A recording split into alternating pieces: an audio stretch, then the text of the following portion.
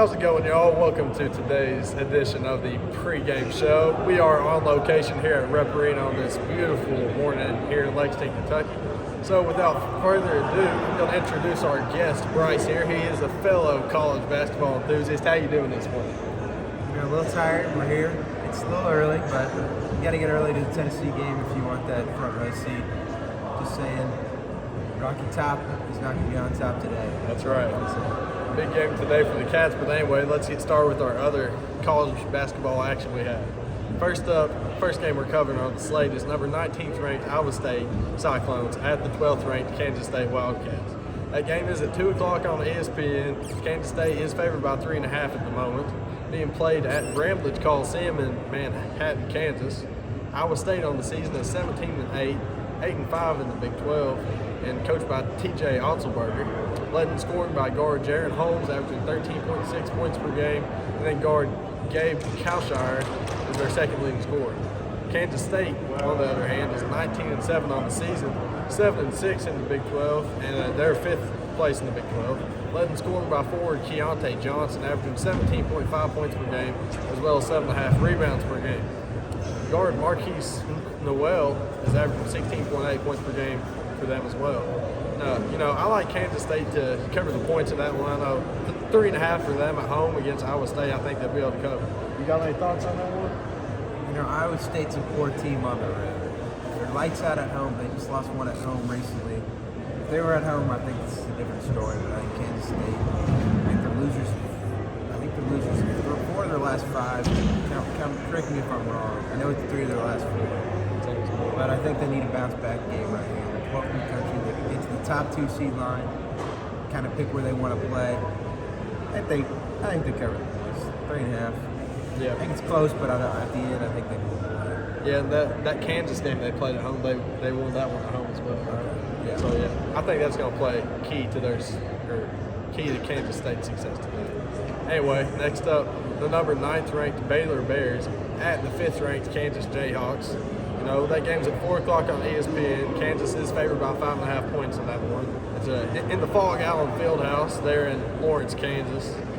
And Baylor is 20-6 on the season, 9-4 in the Big 12, tied for first in the Big 12. And they're coached by Scott Drew with the leading scorer Keontae George, averaging 16.5 points per game at guard. And then their second leading scorer, Adam Flagler, is averaging 15.8 points per game. Kansas, on the other hand, is 21-5 on the season, 9-4 in the Big 12, and also tied for first in the Big 12. So, you're getting a trend here. These two teams, they're 2 top-ranked teams in the Big 12, so it's going to be a big matchup over there in Lawrence. Anyways, they're coached by Coach Bill Self, led in scoring by forward Jalen Wilson, who's averaging 20.3 points per game and 8.2 rebounds per game.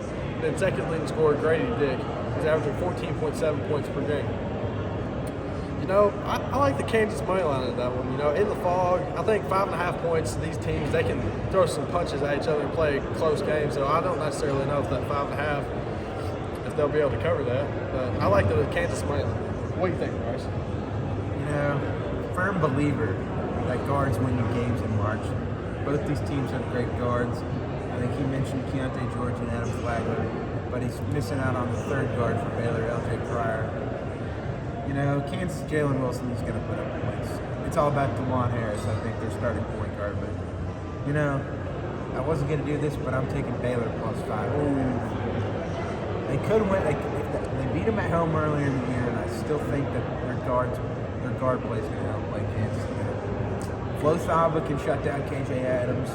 It's all going to be on the guards. Let's see what these guards of Baylor can do. That's what I think. Could happen, folks. Never know. All right, so now time for some other notable matchups of the day. We got Illinois at Indiana, Michigan State at Michigan, and Colorado at Arizona tonight out there on the West Coast. Anything in particular that you think about those 3 games? Illinois is a team I love. I got family from there. I've always got some cousins over at Champaign on campus. But Terrence Shannon, I think he's one of the best scorers in college basketball. If he's going, if Matthew Meyer's going, and Illinois can pull an upset, I don't think they do. I think Illinois at Assembly Hall is too strong. But I do like Colorado +13 against Arizona on the road. Arizona dropped one earlier to Oregon. I know Colorado's no Oregon, but I don't think they're 13 points worse than Arizona. I think Colorado just beat Arizona State earlier in the week, a team that needed a win. Even Colorado's on the road. I think they get it done. Maybe not a win, but I think they cover those 13 points. Some good insight on those matchups there. Well, now it's time, folks, for our special Saturday segment, the Ivy League Special. All right, let's go ahead and get into this one. We got the Yale Bulldogs at the Princeton Tigers on this Saturday. The game is being played at 6 o'clock on ESPN+. Yale is favored by 1 point. And on the season, Yale is 17-7, 7-4 in the Ivy League, second place in the Ivy League, coached by James Jones. And their leading scorer, forward Matt Nolan, he got injured last night in the ball game, so who knows if he's going to go tonight. But he was averaging 14.5 points per game as well as 5 rebounds per game. Their second leading scorer is guard John Palakidis. And then for Princeton on the other side of that one, they're also 17-7 on the season, 8-3 in the Ivy League, which puts them at first place in the Ivy League. They're coached by Mitch Henderson, and their leading scorer is forward Tosan Iyubabawan, averaging 14.5 points per game, 6.1 rebounds per game. And then their second leading scorer, guard Ryan Langborg, averaging 11.7 points per game. And I like the Princeton money line in that one. Not much else to say about it, but I like the Princeton money line. You got anything? You mentioned Matt Nolan went down last night. He tweaked his knee pretty bad, came out of the game quickly against Penn. Yale was winning in that game. They were dominating that game. Matt Nolan goes down early in the second half. Yale came out looking flat. I just think it's going to be the same thing. Yale's got a good point guard in Bang, but Princeton right now, they're leading the Ivy League. I think they outstretched that lead to 2 games here tonight. It's at home. We're looking for some revenge. They were down, lost by 22. I believe so. 22. Something big on the road. Last time it was Yale, but I think that script is flipped this time.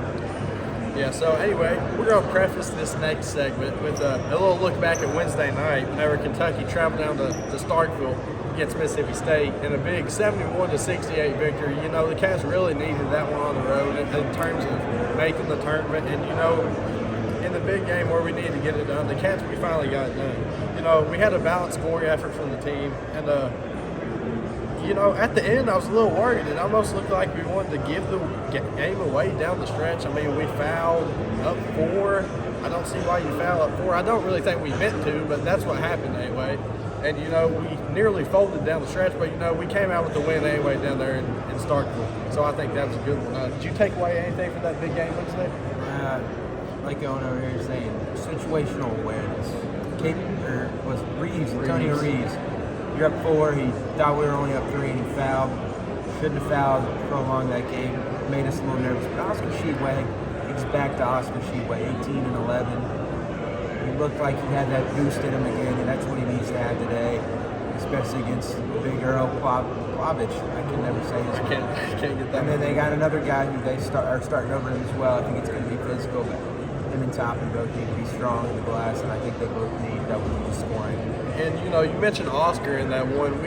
We gave the ball to him on the inbound twice to trust him to make free throws, and he got it done. He was 3 for 4 there in clutch time, knocking down the free throws to really seal the game for us. So I think that was big for Oscar and big for his confidence head down the stretch here. Anyway, time for our Big Blue segment today. We've got the number 10th ranked Tennessee Volunteers coming up to Lexington to face the Kentucky Wildcats. That game is at 1 o'clock on CBS today, folks, and let me tell you, it's going to be a good one. Down here at Rep Arena in Lexington, Tennessee is favored by 2 points, but that's all right. Tennessee on the season is 20-6, 9-4 in the SEC, good for 3rd place. Then they're coached by Rick Barnes and led scored by guard Santiago Vescovi, averaging 12.3 points per game, as well as Zakai Ziegler averaging 10.9 points per game. Now Kentucky, on the other hand, we are 17-9 on the year, 8-5 in the conference, which puts us in 4th place in the SEC. And we're coached by John Calipari. Leading scorer Oscar Sheetway, averaging 15.8 points per game, as well as 13.3 rebounds per game. Then Antonio Reeves, our 6th man. It's great to have your 6th man as your second leading scorer. He'll be averaging 13.2 points per game. Then forward Jacob Toppin, 11.9 points per game. 6.4 rebounds per game for him as well. And then guard Casey Wallace, 11.6 points per game. some keys to the game today. I think we're going to need to knock down some three-pointers. We can't necessarily trade twos for threes today. Vescovi and all them, they're going to try and shoot the ball. They're going to try and make those big shots. And if they do make them, we can't necessarily be trading twos for threes all day. We're going to have to make some threes of our own in order to get ahead in this ball game and get ahead and sustain that lead throughout the game. Second key I've got for us, we need to control the glass. Second chance points, I think, are going to play a big one in there. Tennessee, they've got Plavich on the inside, and he's a big body in there. And Oscar, he's going to be battling him all day. And I think that inside matchup is going to be a physical one today, and we're going to need to control the boards. Now, the third and final key I've got for y'all is we need to stay out of trouble. Keep the emotions in check. Tennessee, they're an emotional ball team. They've got Plavich. He'll get in there. He'll get physical. Their guards, they'll get physical. It's going to be a physical game. We know this. It's the SEC. We don't really like each other. It's a big game. Kentucky can go for the sweep on Tennessee in the first time in 7 years, maybe. I think that's the stat on it. But anyway, it's going to be a big one.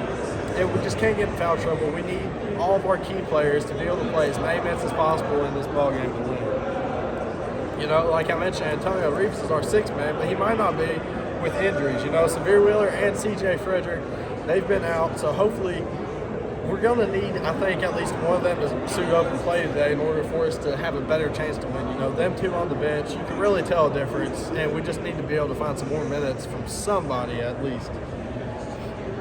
Big energy from Rupp Arena is going to be a key today. At home versus Tennessee, the two fan bases don't like each other. The two teams don't like each other. It's a historic rivalry, folks.